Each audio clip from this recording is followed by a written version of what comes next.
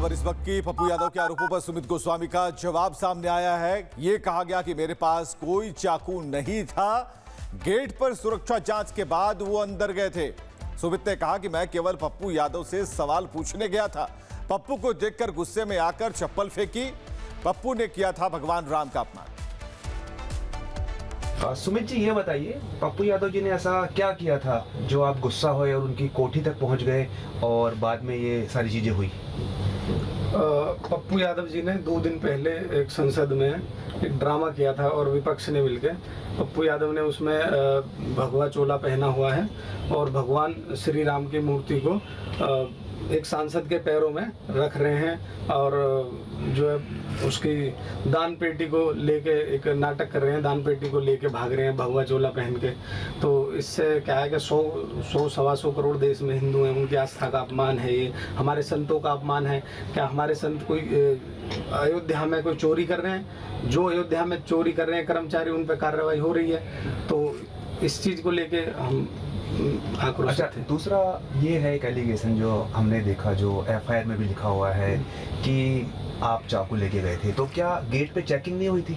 नहीं, गेट पे proper checking थी। हमारे पास कोई चाकू नहीं था।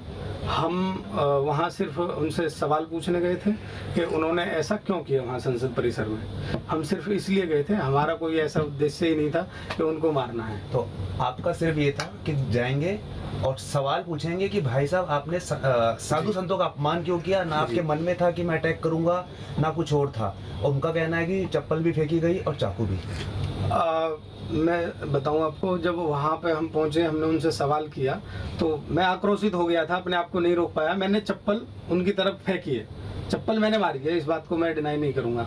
वो मैंने विरोध किया है उस चीज़ को लेके, तो वो मैं आक्रोशित हो गया था ज़्यादा। भगवान राम पे इस तरीके की उन्होंने जो हरकतें करी थी उसको लेके मैं आक्रोशित था।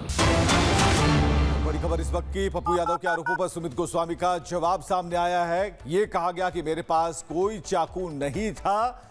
गेट पर सुरक्षा जांच के बाद वो अंदर गए थे। सुमित ने कहा कि मैं केवल पप्पू यादव से सवाल पूछने गया था। पप्पू को देखकर गुस्से में आकर चप्पल फेंकी। पप्पू ने किया था भगवान राम का अपमान।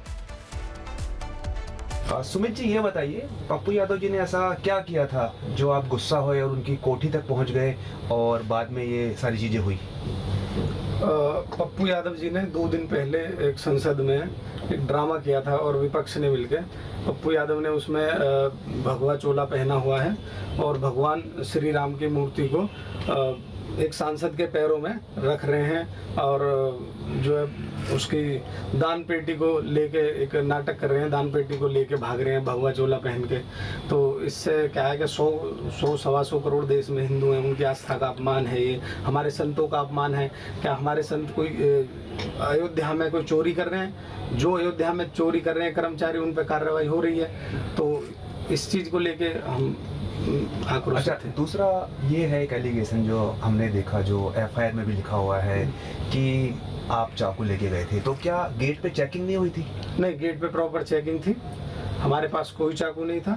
हम वहाँ सिर्फ उनसे सवाल पूछने गए थे कि उन्होंने ऐसा क्यों किया वहाँ संसद परिसर में। हम सिर्फ इसलिए गए थे, हमारा कोई ऐसा उद्देश्य ही नहीं था कि उनको मारना है। तो आपका सिर्फ ये था कि जाएंगे और सवाल पूछेंगे कि भाई साहब आपने साधु संतों का अपमान क्यों किया? ना आपके मन में था कि मैं अटैक करूंगा, ना कुछ और था। और उनका कहना है कि चप्पल भी फेंकी गई और चाकू भी।